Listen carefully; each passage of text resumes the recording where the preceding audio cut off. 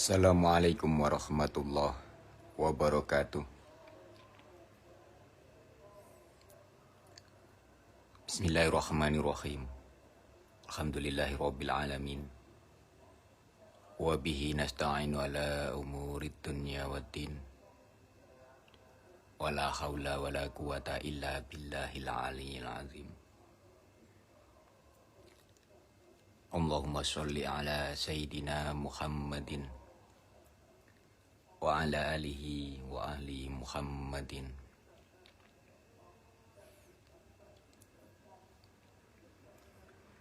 Ila hadrati Rasulillah Sayyidina Muhammadin sallallahu alaihi wasallam wa ala alihi wa ahli Muhammadin.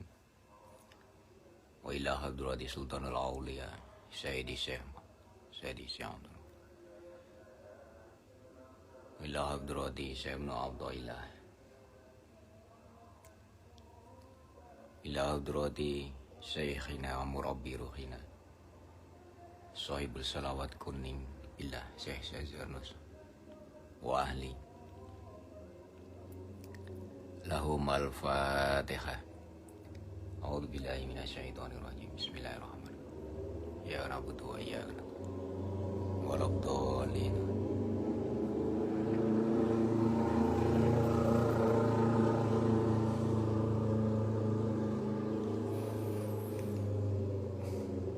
Kita lanjutkan kajian kitab Al-Hikam dari Syekh Ibnu Athaillah Sakandari, seorang tokoh besar dari Thariqah Saziliyah.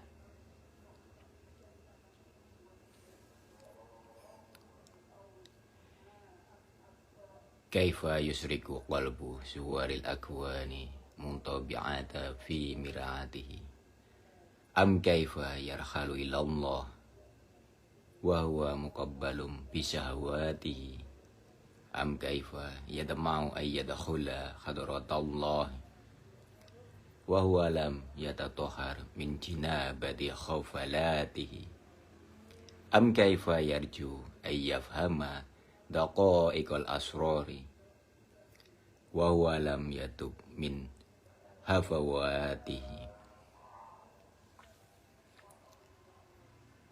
Kali ini kita akan membahas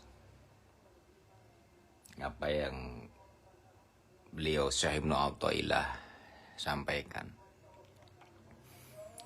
yaitu tentang sebab-sebab atau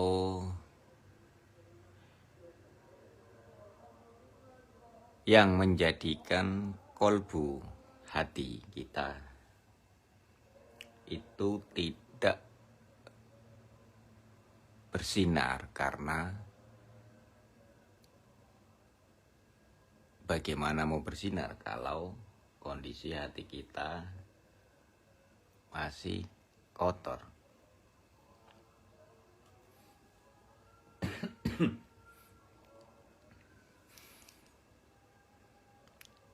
Yang pertama, beliau menyampaikan bagaimana mungkin kolbu akan bersinar sedangkan bayang-bayang dunia masih terpampang di dalam cermin hatinya.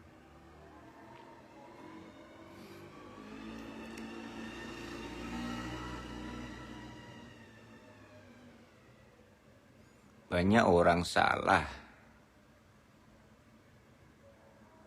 memaknai bahwa seorang sufi, seorang yang menekuni dunia tasawuf, itu mesti menjauhi dunia dan seisinya. Di sini akan saya luruskan bahwa dunia dan seisinya dijauhkan dari memasuki wilayah hati manusia. Siapapun boleh menguasai dunia, memiliki harta, memiliki materi yang cukup, bahkan berlebihan. Bil makna dia memiliki harta benda yang banyak sekali, itu tidak masalah. Yang menjadi masalah adalah ketika dunia ini atau apa yang ada di dalam dunia ini memasuki wilayah hati manusia, bahkan menutupi hati dengan bab-bab duniawi.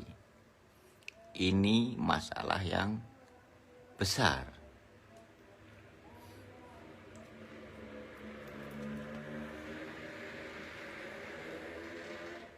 Hati yang tertutupi oleh bayang-bayang dunia, oleh hasrat-hasrat dunia, itu akan menjadikan hati menjadi sakit, hati menjadi gelap, hati menjadi sempit. Jadi hal sepele yang menimpa seseorang dalam kondisi hati seperti itu akan mengakibatkan efek yang sangat jelek sekali. Bisa menyebabkan amarah yang begitu tinggi, bisa menyebabkan kebencian yang begitu tinggi, dan lain-lain dan lain-lain. Sering kita saksikan di televisi atau langsung live di depan mata kita. Bagaimana mungkin persoalan yang begitu sepele bisa menyebabkan manusia saling baku hantam, saling menghujat, saling membenci, dan lain-lain dan seterusnya.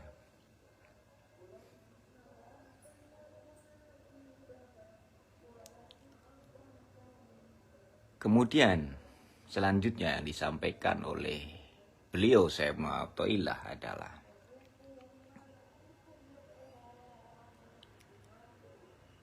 bagaimana mungkin seseorang akan menyongsong ilahi sedangkan dia, orang itu, masih terbelenggu hawa nafsunya.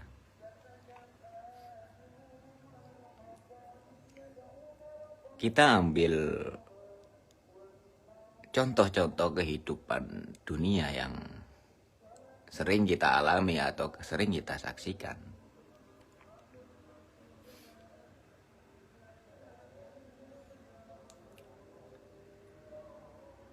Ketika ada dua pilihan antara melakukan kebaikan atau melakukan kemungkaran, melakukan kemaksiatan,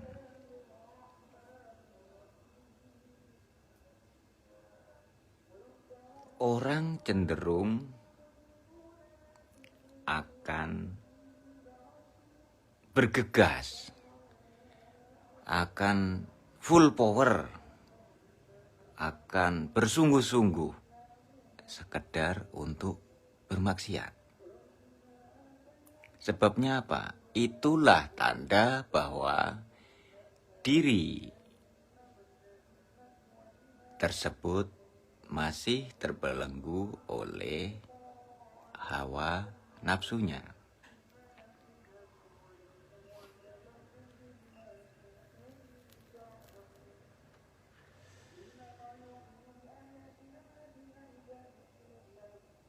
Perjuangan untuk menundukkan hawa nafsu, untuk mengarahkan hawa nafsu, untuk memutus belenggu hawa nafsu, bukan mematikan hawa nafsu ya, untuk memutus belenggu hawa nafsu. Itu merupakan perjuangan terberat dan terbesar bagi manusia yang hidup dan dewasa. Juga sehat dohir batinnya. Karena kalau tidak sehat ya wong edan ini bebas. Kira-kira seperti itu. Sekali lagi, memutus belenggu hawa nafsu adalah merupakan perjuangan terbesar dan terberat bagi manusia.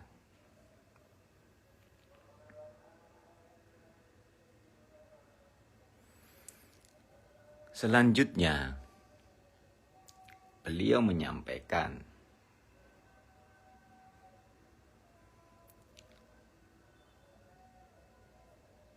bagaimana mungkin akan bertamu kehadirat Allah Subhanahu wa Ta'ala, sedangkan ia masih dalam kondisi junub dari kotoran-kotoran kelalaiannya. Kenapa beliau memakai bahasa junub di sini?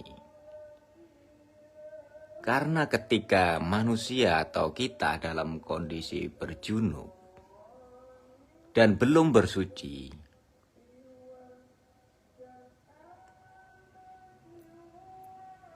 kesempatan kita untuk melakukan ibadah-ibadah wajib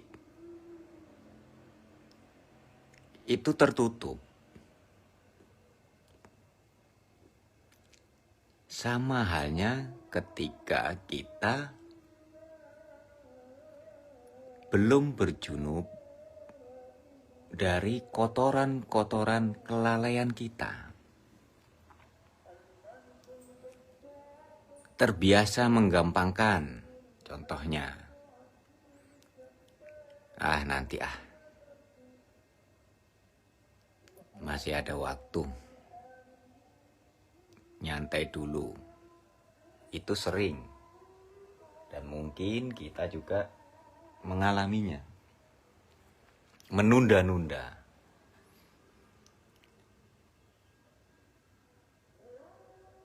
Kebajikan yang sudah di depan mata dan sebenarnya kita secara kemampuan itu bisa melaksanakan, tetapi sering menunda. Itu contoh dari sebagian kecil kelalaian. Itu sebabnya kenapa para guru dunia ruhaniyah, tasawuf, torekoh, jalan sufi memberikan metode-metode berupa zikrullah, berupa sholawat, membaca ayat-ayat suci Al-Quran, sholat sunnah, berpuasa, dengan memberikan waktu-waktu tertentu, bacaan-bacaan tertentu. Tujuannya adalah apa? Untuk mengikis secara berproses kotoran-kotoran kelalaian dari para santrinya. Lah, yang sudah dipatok, yang sudah ditetapkan metode seperti itu saja, bebalnya minta ampun. Apalah lagi yang terbiasa tidak dididik untuk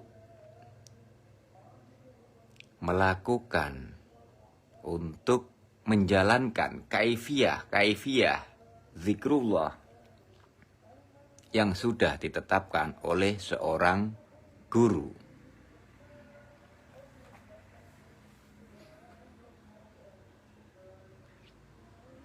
Selanjutnya yang beliau Syekh Ibnu Athaillah sampaikan adalah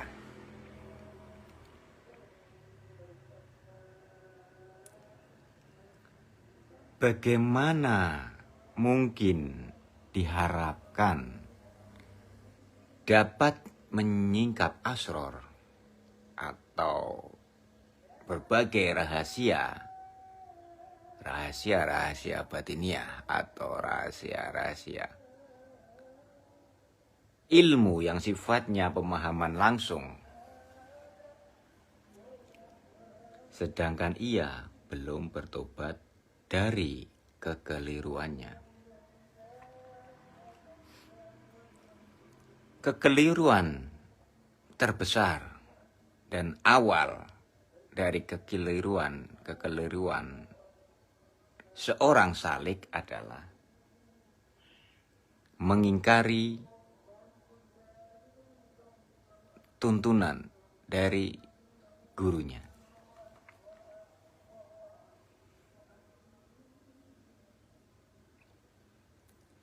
Sering saya sampaikan sejak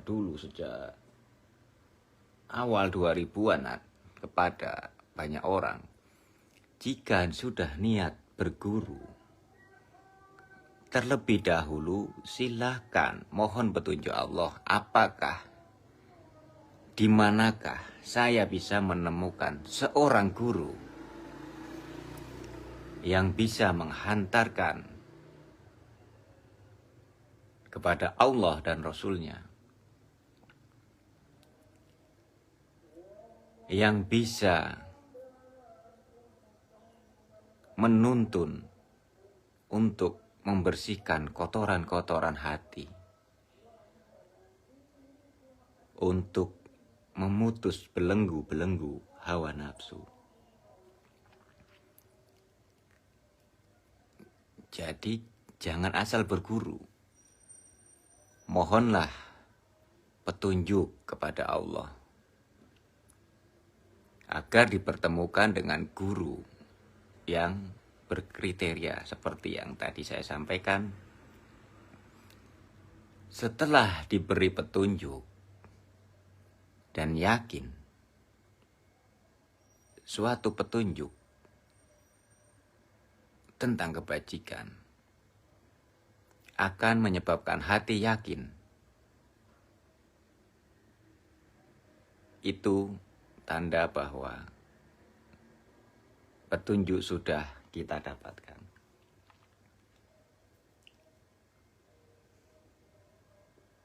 Setelah yakin dan berguru,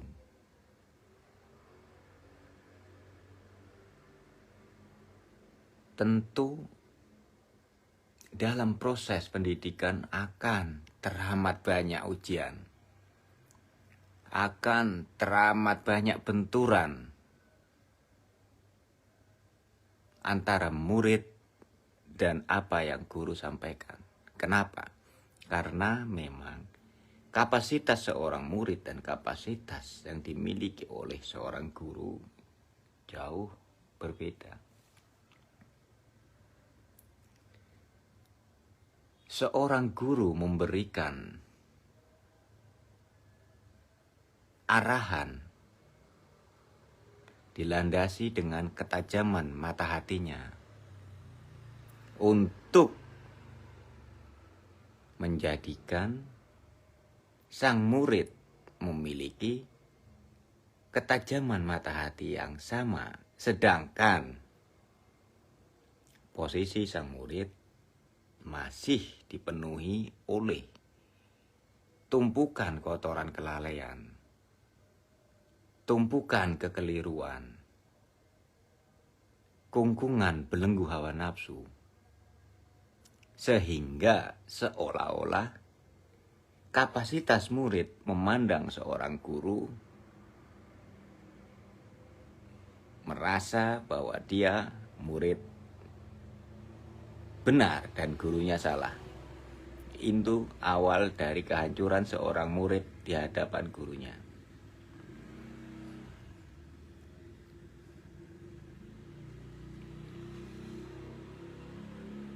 Jadi, sekali lagi, jika berguru, sebelumnya silahkan mohon petunjuk Allah.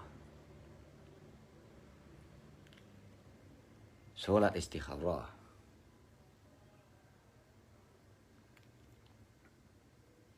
Mohon diberikan kemudahan untuk menemukan guru yang menghantarkan kepada Allah, kepada Rasulullah.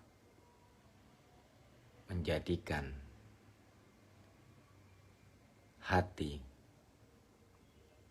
menjadi bersih, menjadikan hidup lebih manfaat dunia pun manfaat di akhirat.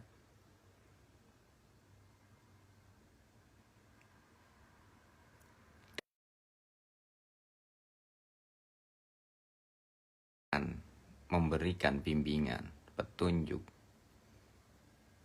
beramaliyah itu sesuai dengan landasan ilmu yang tidak menyalahi Al-Quran dan hadis. Semoga bermanfaat. Allahumma sholli ala Sayyidina Muhammadin wa ala alihi wa ahli Muhammadin. Allahumma salimna qalbahu wa salaka biqalbin salim. La ilaha illa anta subhanaka inni kuntu minadz zalimin. Wassalamualaikum warahmatullahi wabarakatuh.